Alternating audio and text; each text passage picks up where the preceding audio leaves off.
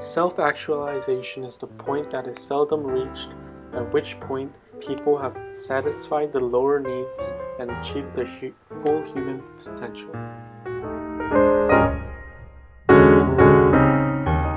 Self-actualization comes from Abraham Maslow's hierarchy of needs. The hierarchy of needs is a humanistic theory that proposes that there are several levels of needs that people must meet.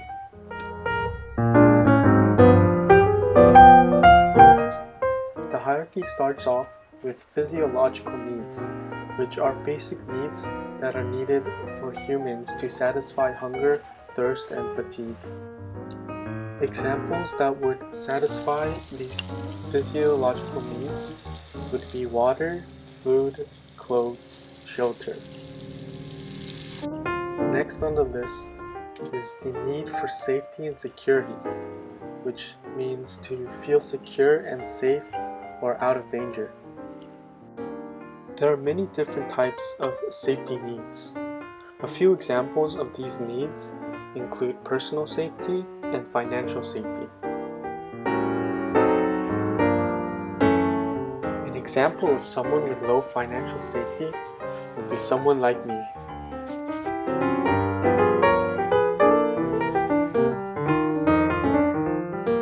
The next need is the need for love and belonging, which also means the need to be with others, be accepted, and to belong.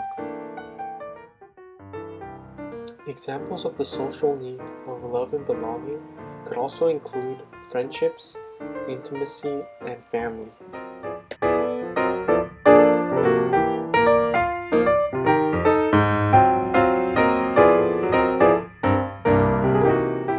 The esteem need is the fourth level in the hierarchy of needs and also addresses the need for ego or status.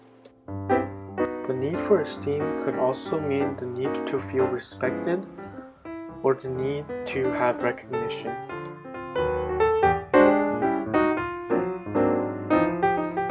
Additionally, someone who has achieved a high level of esteem could also prove that they have high levels of self-confidence and competence.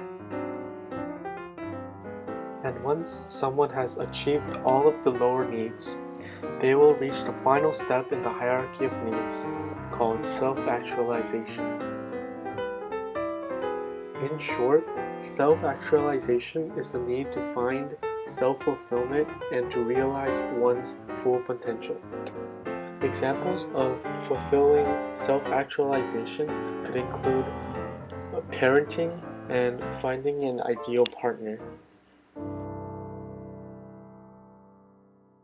Many years after the original hierarchy was formulated, a new and higher need of self-actualization was added, known as transcendence.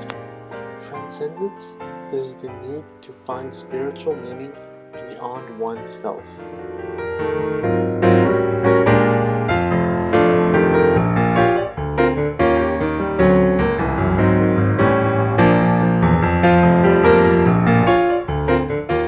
The James Lange theory proposes that when a stimulus such as a dog barking produces a physiological reaction such as sweating or increased heartbeats, that reaction will lead to the labeling of the emotion like fear.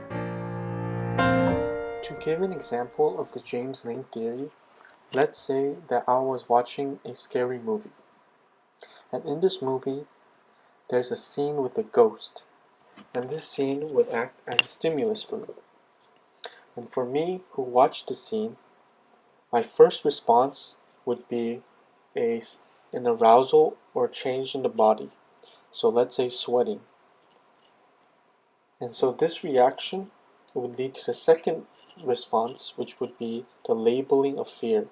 So by the arousal of sweating, I use that reaction to label the response of the scene to fear.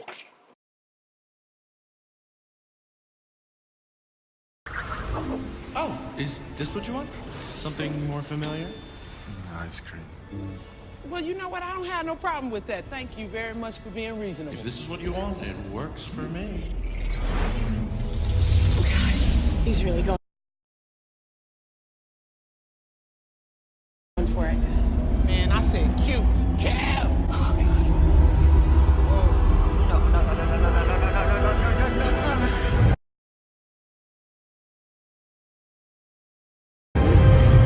Okay, this is not good.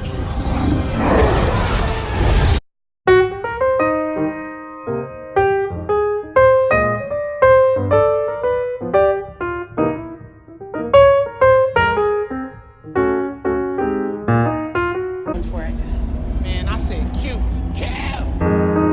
In essence, the James Lane theory of emotion can be described through such statements such as I am afraid because I am aroused, or I am embarrassed because my face is red, or I am nervous because my stomach is fluttering.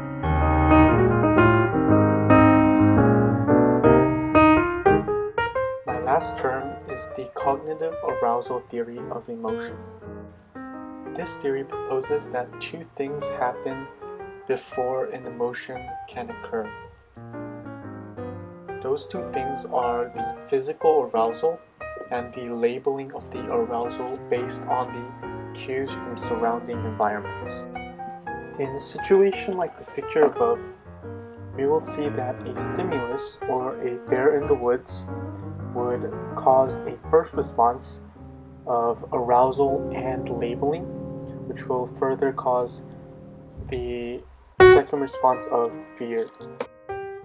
To go more into detail, if a person would come across a wandering bear in the woods, the physical arousal, such as heart racing, eyes opening wide, would be accompanied by the cognitive appraisal that this situation must be fear. And so the person will experience fear as a response. So I'm gonna tell you a time where I had a scary encounter with a big spider. This was a few days ago, maybe a week ago. Right now I'm alone, so there's no one besides me. And I saw the spider around midnight on the stairs. I went down to get some water and some snacks. And when I was going up, I saw a big spider in the middle of the staircase. And it was big enough to where I didn't think I could like grab it. It was pretty dangerous. And my first response to seeing the spider was sort of a shriek. I think I had a flight or fight reaction where I sort of like took a step back and I was just looking at it. I also think I was sweating a little bit, kind of very shocked. What else? I think the cognitive appraisal that I have, like it was an instant where I thought, oh man, this is scary. Like this is a big spider. Like I'm pretty scared. That was like the first thought that came to my head. Like as soon as I saw it, it was like boom, and that all amounted to like fear. Like from that reaction to sweating to flight or fight, I think it all just amounted to fear immediately. So yeah, I eventually got rid of it with a broom. But that was my story of how I encountered a big spider. So this is the end of my psychology video submission number 2 for chapter 9, which included self-actualization, cognitive arousal theory, and the James Lane theory of emotion. Thank you.